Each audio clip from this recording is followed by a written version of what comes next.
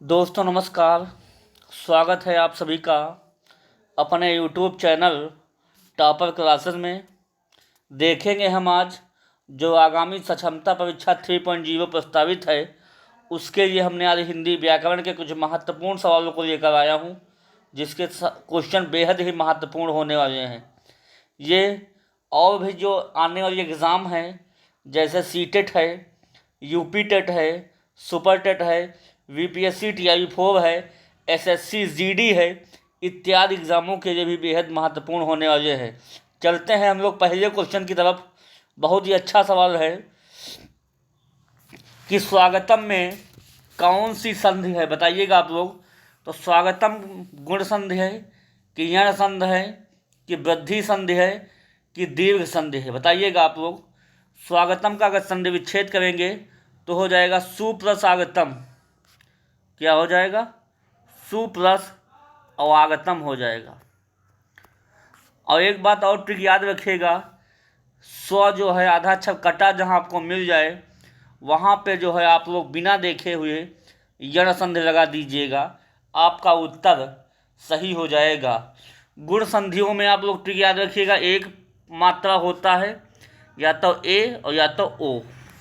और वृद्धि संधि की ट्रिक होती है दो मात्राएं और दो अव होता है।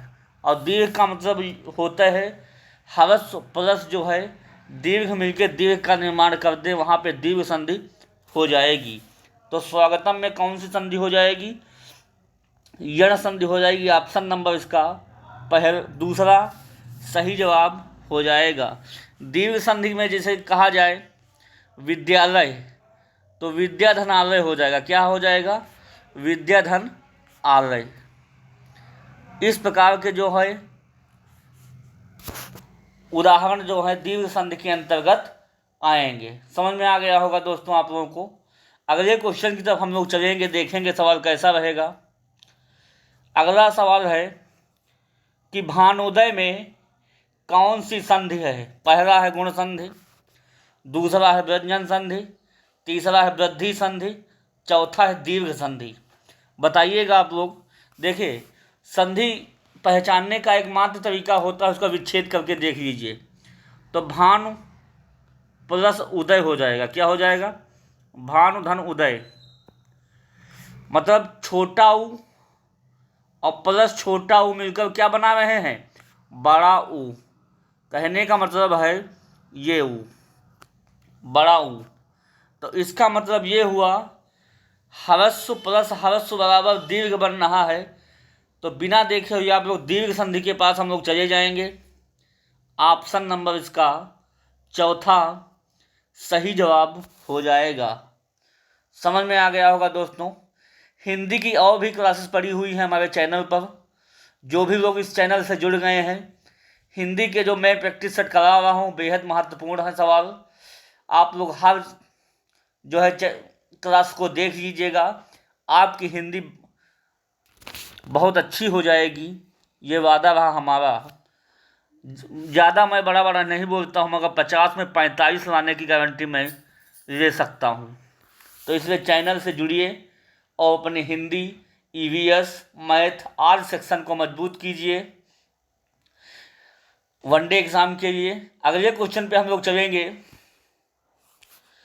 अगला क्वेश्चन है निम्नलिखित शब्दों में से किस शब्द में उपसर्ग नहीं है? बताइएगा आप लोग। अपवाद में, पराजय में कि प्रभाव में कि ओढ़ना में? देखिए, इसमें आपको उपसर्ग दिखाई दे रहा है अप प्लस वाद, अप प्लस वाद। दूसरा है पराजय, पराधन जय। तीसरा हो जाएगा प्र प्लस भाव। तो जाहिर सी बात है, आप लोगों को ध्यान में आ गया होगा कि जो भी स्टार्टिंग से शब्दांश हैं वो उपसर्ग के अंतर्गत आएंगे। बट ओढ़ना में कोई भी उपसर्ग नहीं लगा हुआ है, क्योंकि अगर वो हटा दें तो अढ़ा कोई जो है नहीं होता, इसलिए आप ओढ़ना जो है एक प्रकार का उपसर्ग नहीं होगा। तो समझ में आ गया होगा दोस्तों आप लोगों को। अपवाद, पराजय, प्रभाव में जो है उपसर्ग तीनों में लगा हुआ है, और जबकि ओढ़ना में नहीं लगा हुआ है। समझ में आ गया होगा दोस्तों आप लोगों को। अगले क्वेश्चन पे हम लोग चलेंगे, बहुत ही बेहतरीन सवाल रहेगा। निम्नलिखित शब्दों में से कौन सा शब्द देशज नहीं है, मतलब अपने देश में उत्पन्न शब्द नहीं है। ढेबरी है एक पहला शब्द, दूसरा होता है पोखर, तीसरा होता है ढोर।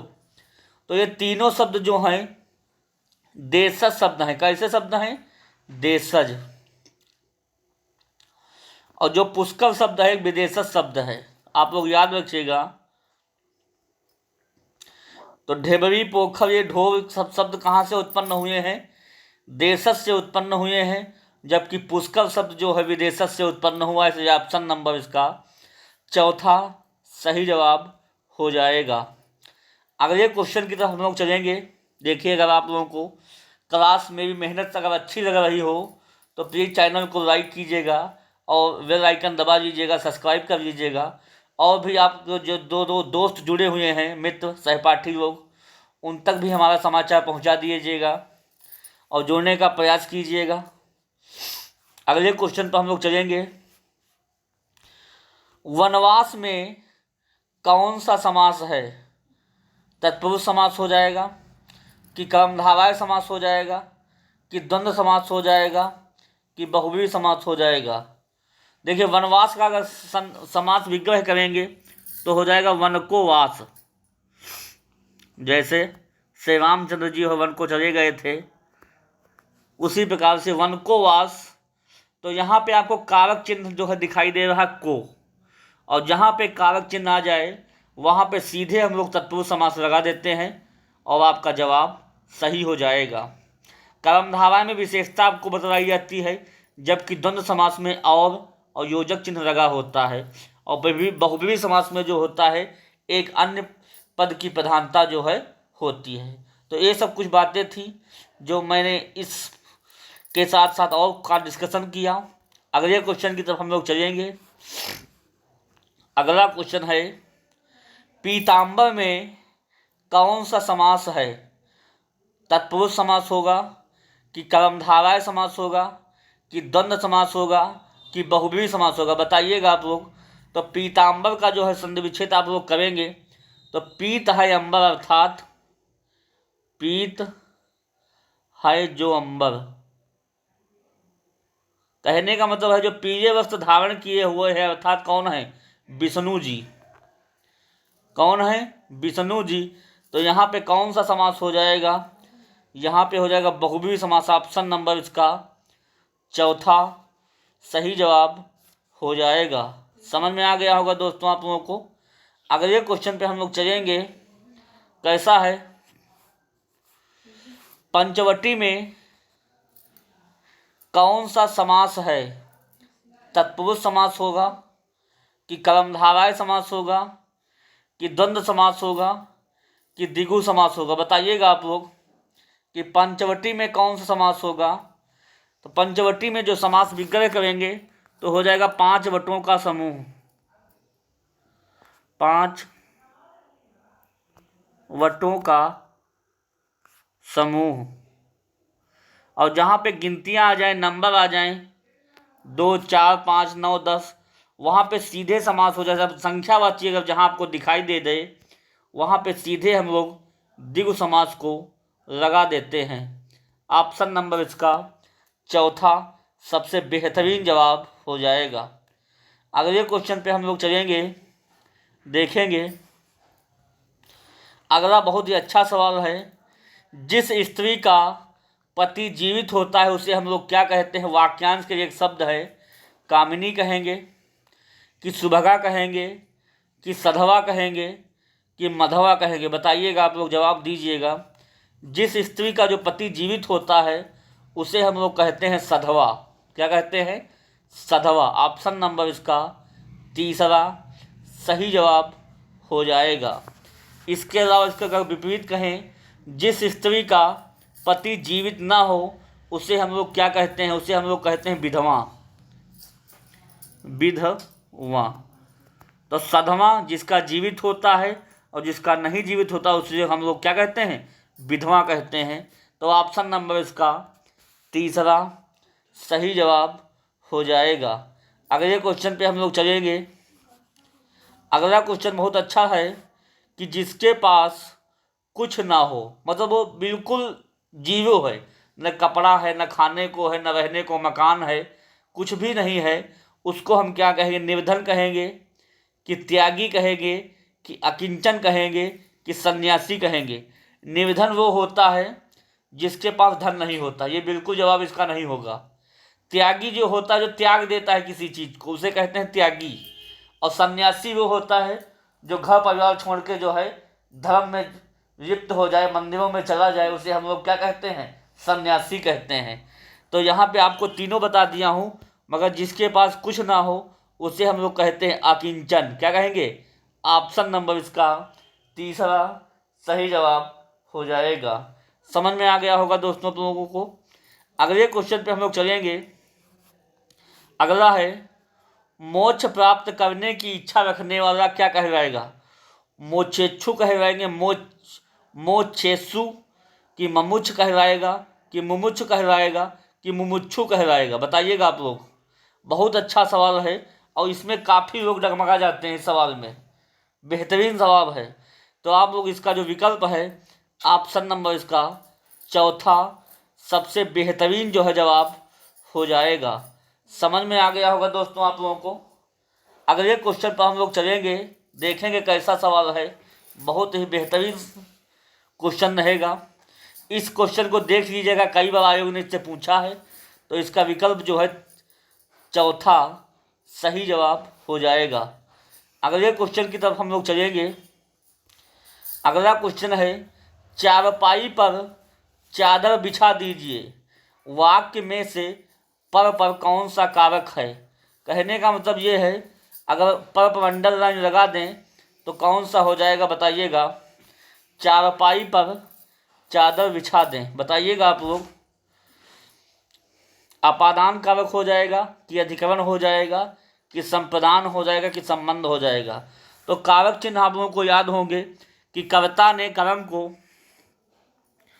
कर्ता ने कर्म को करण से संप्रदान के लिए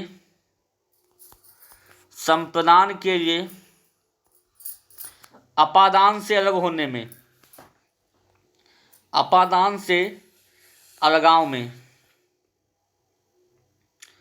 अधिकरण में पर से संप्रदान के लिए, संबंध काकी के होता है, काकी के।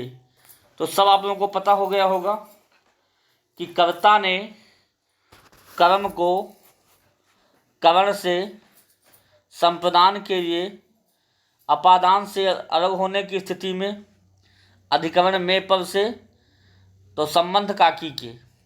तो अपादान में होता है से अलगाव की स्थिति में, जैसे वृक्ष से पत्ते गिरते हैं, गंगा हिमालय से निकलती है, संप्रदान के लिए होता है और संबंध काकी के होता है। तो कहा गया है चारपाई पर चादर बिछा दीजिए, मतलब यहाँ पे क्या हो जाएगा? अधिकरण कारक हो जाएगा। ऑप्शन नंबर इसका दूसरा सही जवाब हो जाएगा। अगले क्वेश्चन की हम लोग चलेंगे। देखिए, कारक चिन्ह से कई बार सवाल बनता है, तो आप लोग जरूर देख लीजिएगा। अगला है, वह घर से बाहर गया, वाक्य में कौन सा कारक है? कर्ता कारक होगा कि कर्म कारक होगा कि करण होगा कि अपादान होगा? कर्ता ने कर्म को करण से और अपादान से अलगाव में होता है। क्या होता है? अपादान से अलगाव में। तो वह घर से बाहर गया, मतलब वह घर से निकल गया है। तो यहाँ पे जाहिर सी बात है, किसी निकलने की अगर बात की जाएगी तो वहाँ पे अपादान कारक हो जाएगा। ऑप्शन नंबर इसका चौथा सही जवाब हो जाएगा।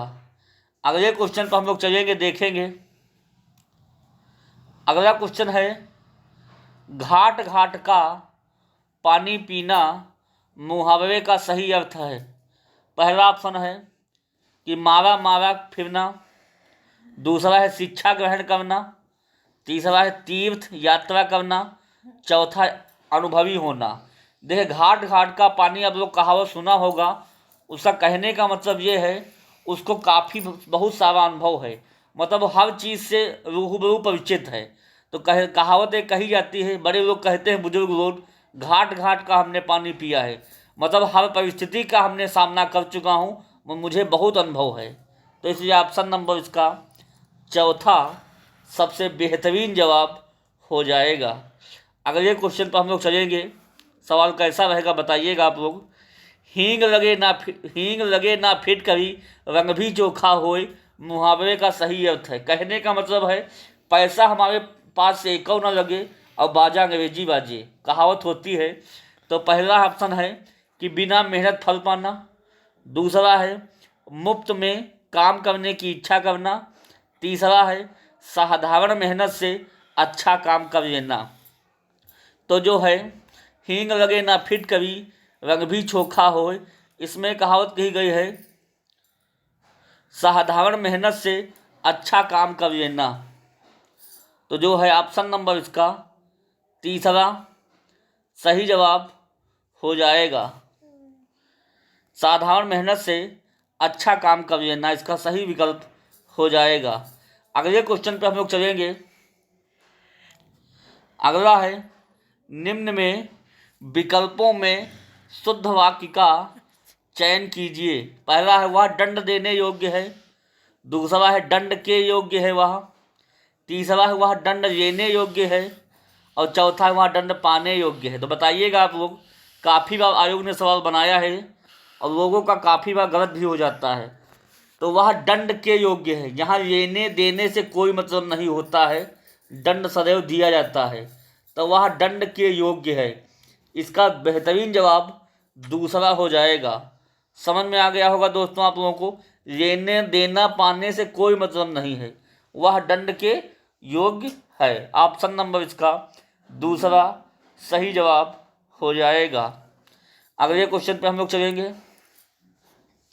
अगला है बहुत अच्छा है कि निम्न विकल्पों में से शुद्ध वाक्य का चयन कीजिए। पहला ऑप्शन है भारत में अनेकों जातियां हैं। दूसरा है भारत में अनेक जातियां हैं। तीसरा है भारत में अनेकों जाति हैं। और चौथा है भारत में अनेक जाति हैं। तो एक बात बताइएगा, तो इसका दूसरा विकल्प सबसे बेहतरीन है, भारत में अनेक जातियां हैं। अनेक अनेक खुद में अपने में बहुवचन है, यहाँ पे अनेकों नहीं होगा, अनेकों नहीं होगा और अनेक जाति ये तो बिल्कुल नहीं होगा।